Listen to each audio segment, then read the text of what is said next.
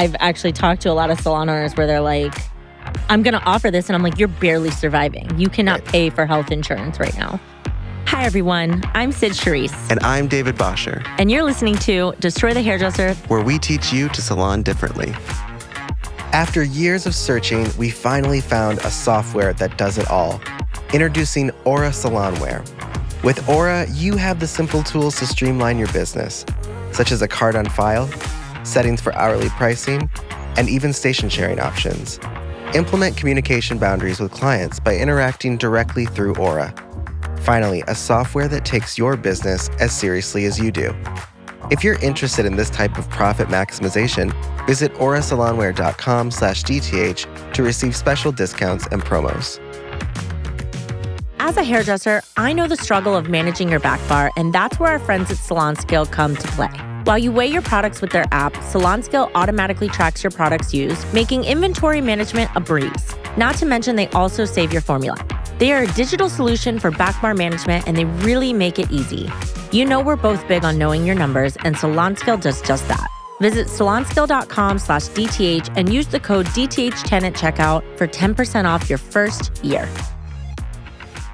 My retirement plan is flossing. Do you floss? Yes. I have a water flosser, and it is a game changer. Like do you floss every day? Every day, in the morning, night, and sometimes midday. But with the water flosser. Sometimes midday? Yeah, if I have shit in my teeth, I'll just go in the bathroom and use that. That water flosser is like a adventure. I've had a water flosser. It's like a wild ride. It hurts my gums. Okay, well, you got to take the setting Probably because down. I have gingivitis. When I first started using it, it did hurt, and I went to a lower setting so that it wasn't as blastful. And then I don't believe that you floss every day. Do you want me to call Astra? I literally floss 3 times a year. Yeah, but you're using floss. Nobody flosses. People are probably listening to this and going, I floss. No, they're not. They're looking at it going, I never floss. That's what they're thinking. We tell people we floss. But the water flosser, I do all the time because I don't like using floss. This is so important for this episode. Every time I go to the dentist, they're like, are you flossing every day? And I'm like, yep. And they're like, I know you're not.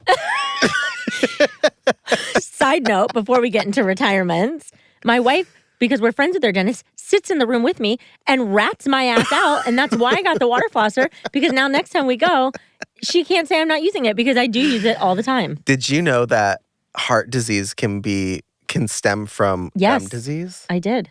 That freaks me out. If you would like to live long enough to be around to enjoy your retirement, you should probably start flossing. I have 2 impacted teeth it's 2 wisdom teeth that I'm too afraid. I don't like being put under. Oh my God, I got my wisdom teeth pulled awake because I don't like to be put under. Was it horrible? I mean, there was a lot of crunching, but I didn't feel anything. Honestly, when I got my last wisdom teeth out, Astra dropped me off, and by the time she got down the street, they'd already ripped it out of my face, and I called her and said, come get me. So they're efficient. Okay, I have to tell the story. One time I worked at the salon, and the front desk person, it was a young girl. She was having a tooth problem. I don't know why I'm laughing. I just know it's going to be good. Like she was in pain? She was in pain. She didn't have insurance. Oh, that's the story of everyone's life. Right? Didn't have insurance. And by the way, even if you have insurance, you sometimes don't even have dental insurance. So like she just... Because it's separate from your body. Yeah. Your eyes and your teeth are not part of your health, They're not apparently. health. I just had an image of someone living with like 1 tooth and 1 eye.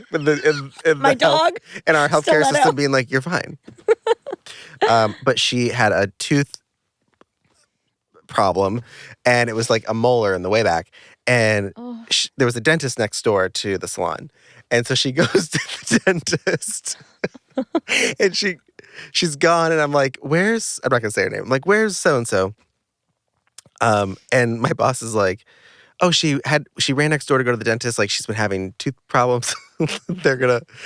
And so, like, we're thinking, like, it's a cavity. She's probably going to get, like, a filling. She comes. Same day? Yeah, I mean, fillings are pretty fast. Okay. And either way, our boss was kind of cool. He was just like, go take care of it. And, like, come back. Yeah. So she comes back, and she's a manic person. Like, I can't be gone for long. I got to get back, and I got to, like, work. And, like, she's got that type of energy. So she comes back, and she has a wad of just like paper towels like shoved in her mouth, and it's like coming out of her cheek. And she comes back and she sits down. And she's kind of wonky and because they probably numbed half her face up. yeah, and like maybe some gas. I don't know, but she sits down and she's just like bleeding, and she has this wad of paper, and she's just on the phone and she's typing radically, just radically typing in appointments and reschedule. She's working, and just blood just pouring out. And I go, "What happened?" And she goes, "I just want to pull it out." She had to get back to work. She had to get back to work. So to this day, this is the problem with our industry right now. Everything you just said. To this day, this person who is not working at a salon anymore and not working that hard, I hope, is just walking around without a tooth because of that. I hope she got a bridge. I don't know what she got, but it was probably the most trauma asinine thing. I can just see your face looking at this woman and going, "You got it pulled." I can just see your reaction. Well, we all were like, I mean, the person she was checking out at the front desk was like, "What is coming out of your mouth?"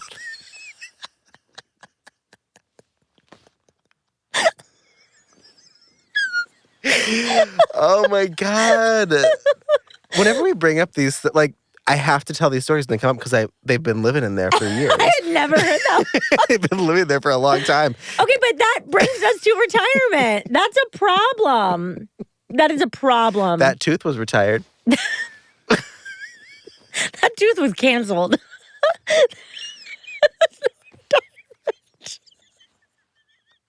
We lost our mind. We're paying for this right now. The listeners are paying for it too at this point. But it is kind of related to retirement in a weird way. It's related to like healthcare and like planning for your future. Have a plan for the future. I mean, a good plan might be to pull out all your teeth.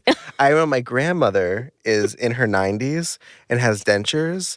And I remember thinking to myself, like as a kid, like, oh, old people just they just don't have teeth. Yeah. And then they just and I know a lot of people have dentures. You get dentures. Yeah. But like, according to my grandmother, when I was older and like asked her, like, why do you have dentures? They were so poor that when you got an infection, you just kept pulling. They were doing what this poor girl that worked for us was doing. Oh my gosh. And so at some point, they're like, yeah, like you know, your teeth get so bad at some point, instead of paying for it, you just pull it all out and you get dentures. And like, that was like socially and medically acceptable. I mean, I had a tooth pulled out of my face. I have a bridge now, but I had to have it pulled because that was the only financial option when I was 22. I had a tooth.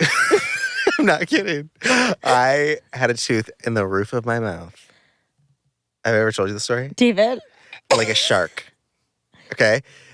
It was in the roof of my mouth, and I thought I just had like a lump on the roof of my mouth. So it hadn't punctured through?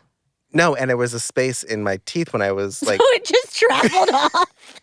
Your teeth come from the roof of your mouth. I know. You know that, right? Yes. They start at the roof of your mouth and they come out. And it was just going straight down. And so... It was like, no, I'm not going over there. When I had my braces on, they were like, we have to go into the roof of your mouth. Oh my God, and then they pull it. Yes, and they put a bracket on it. It's so crazy. And every time I go in, they would crank it and they pull... That tooth is still here. She's still working. That's gnarly. Insane? That was the first and last time I was put to sleep. And I was one of those people that tried to fight it. Of course. I felt it and I like stood up. They're like, here it comes. And I was like, no. And then they threw me back down in the chair. Anyways, if any of you have fun dentist stories, you can send them in. But mostly for our maybe curiosity. if this isn't about retirement, this is about health insurance. Yeah. We were going to talk about retirement. We'll talk about it next time. Health insurance in our industry is a really big issue. One, because salons aren't doing the proper things to make enough money to offer it without going under. And I've actually talked to a lot of salon owners where they're like, I'm going to offer this. And I'm like, you're barely surviving. You cannot pay for health insurance right now. Yeah. And so our industry gets this bad rep. But it's honestly because the way that salons have been run for so long have not been profitable, that they can't offer it. And then hairdressers aren't charging enough, or they're getting shit on with their commissions, or they're in a suite that's charging them $1 billion a month for 100 square feet, that they can't afford insurance. So it's just this fucked up circle. If we wanted health insurance in our industry, we would have, and we were commissioned salons, we'd have to accept like 30% commission or less. Yeah. Because then the business would make more money. Then the business could supply the hairdressers with health insurance. Mm-hmm. That's not really sustainable. It's not that great. I know some salons are offering it, but most of the salons that are offering health insurance are like corporate salons, franchise chains. So like insurance works in groups. So like it's a large group and that they're paying for. So I think when it comes to things like small businesses, and I don't know about you, but the minute I turned 30, it's like everything falls off. Not only that, but like the insurance company knows that. And I think I went from before I was 30, my health insurance, when I had it, I don't have health insurance right now. When I had health insurance, it was, I don't know, $450. And then I turned 30 and they said it was going to go up to $1,500 a month for just no coverage, for the same. And by the way, my $450 was like nothing. They didn't cover anything. And then they were going to charge me $1,500, and my deductible was about $20,000. So I was never going to hit it. And I think like at some point as hairdressers, we're just like, never mind. I mean, I lucked out that I married a doctor who knows how to play the game of billing and medical. Yeah. And all that. I heard that you can ask for an itemized list. You can. And it's usually wrong. You know how many fights my wife has been on with all of our doctors during this whole fertility process? Yes, I do. Every time. Yep. Yes, I do. But that's the thing. It's like, she's like, you're not going to fight for that $50. And I'm just like, I'll pay myself $50 to not sit on that phone that long. But she gets it every time. It's different than like $50 is, I don't care. No, this was hundreds of dollars that we were fighting for, because it was just like, that never happened. So my neighbor, who is a photographer, and he was very famous in the 90s. Cool. I have a lot of really famous neighbors from the 90s. From the 90s, yeah. I have there's a famous ballet dancer that I can't even share his name because we're not allowed. But he lives in our building, and he's from the 90s, and the photographer's from the 90s, and there's all these really cool people. But he went to the hospital. He doesn't have insurance. Also, like, lived his whole life as a freelancer, and he's probably in his 80s now, and he has some lung issues. And his medical bill was $950,000. Yeah. And they just sent it, like, that was the bill. Like, here, like, pay it when you can. And now a word from our sponsors. We have partnered with Hair Story, a product line that is good for our clients, our planet, and our bank account. Have you heard of New Wash? It's like a shampoo, but actually good for your hair. New Wash is a cleansing cream that cleans and conditions without the harsh foams and damaging detergents found in traditional shampoos. Hair Story does things differently, creating more conscious options that respect the environment and your hair ecosystem. Ready to try New Wash for free? Visit hairstory.com/DTH to get pro access today. There's programs out there because I did work with a salon a long time ago.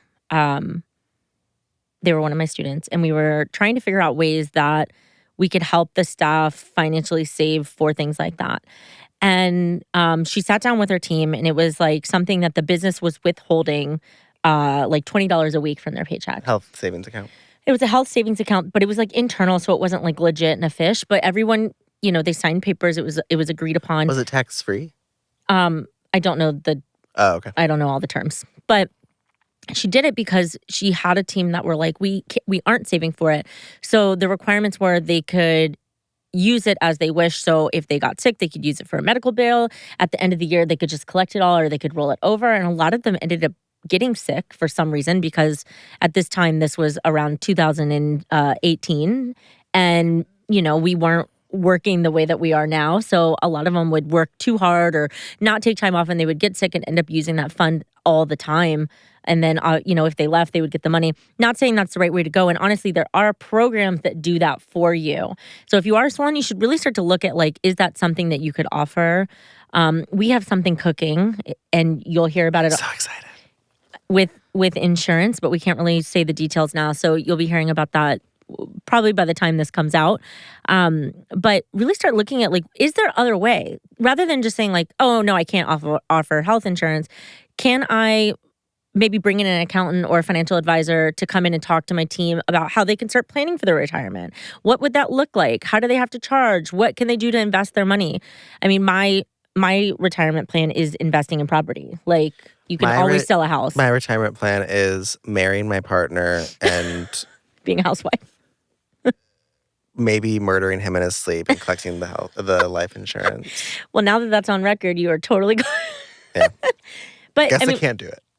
But that's the thing. It's like, those are things that I think as a hairstylist, when I first started, would have been so valuable to me if I was able to get advice or have guidance with my financials for my future. We say that, but I did have that advice. And when I was young, I was like, I'd rather just have the cash, please. Yeah. So I think it takes a certain level. It did stick with me. But when you don't have the knowledge, like, it's one thing to know what you have to do and choose not to do it until you're ready. That's golden. To not know it all and then just be like, fuck, like, that's one of the main things we talk about in our program is like, what are you doing for your future? Our government wants us to be sick. No, yeah, duh. That's the whole medical thing. We can get into that. But it's like, the more we're sick, the more they make money. Oh, weird. But it's really screws small businesses. And I do think rather than just saying no, we really just start having conversations together individually within our business as leader to staff. We're not even talking about, like, I have chronic things like asthma that I have to have medicine all the time. Mm-hmm. But like, there are people out there that they have to be on multiple medications. Mm-hmm. And they're barely surviving. They're barely surviving. And if they do have insurance, it doesn't cover anything. Yeah. Or a lot of people are just like, it's not worth me having insurance. That was me. I'll just take vitamins and take care of myself. Like, that doesn't always work. Well, that was the messed up part, right? Like, when I buy my medications, it's cheaper to buy my medications in general than to pay for insurance and also buy my medication. Mm-hmm. Like, that doesn't. And when that's how it's working, then something's kind of fucked up. But I don't even know how to share this story because it's insane. So I'm going to share a different one. When we were in training at Aveda, mm-hmm. I don't remember where, I think we were in Miami. I was in Orlando. You went to Miami. I went to Miami. I wasn't with you. And I'm really allergic to mold. Like, we're all allergic to mold, but I'm like, well, you have chronic asthma. If I walk into a room and there's mold, I instantly can't breathe and I start wheezing and it's not good. Same with if there's a cat in the room. So I'm sleeping in this hotel room and it's like an old hotel room and my assumption is there's mold. And I wake up and for those of you who have asthma, I know you. Oh my God, I was with you.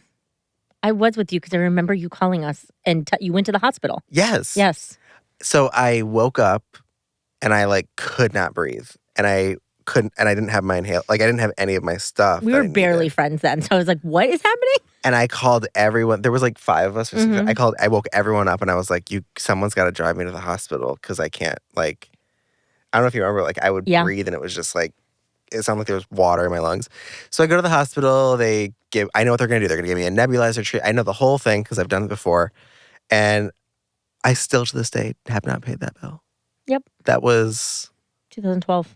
2012, and that bill is $18,000. It's insane. And all they did was give me. And by the way, they then prescribed me a nebulizer. I know I'm getting really specific. People are like, what the fuck is a nebulizer? Way over time. So podcast doesn't mean anything. I was prescribed a nebulizer, which means I can do that same treatment in the hospital at home, and it was $70. It's ridiculous. But because I went to the hospital for 30 minutes, it was $18,000. I still just sits there on and every time they call to collect, I'm like, I'll pay you $100. There you go. Yeah, I'm like, one day they'll say okay. One day they'll settle. Anyways, if you have medical bills, don't pay them because they don't affect your credit score. You're welcome for this episode. Next time on Destroy the Hairdresser, the podcast. You really do have to be at a place where the discomfort is so great that you're like, I'll do anything to get out of the pain, like out of the discomfort.